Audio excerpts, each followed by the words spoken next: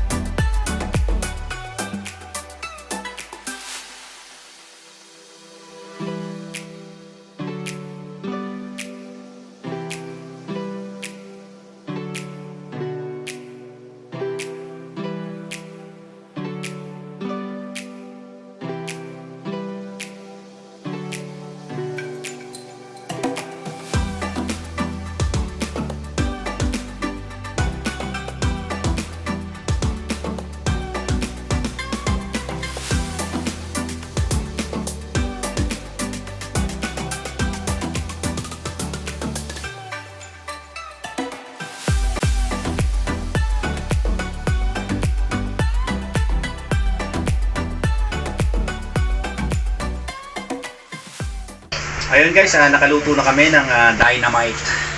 Ayun, salamat sa panonood at sana andyan ka pa. So guys, ito na. Tikman na natin.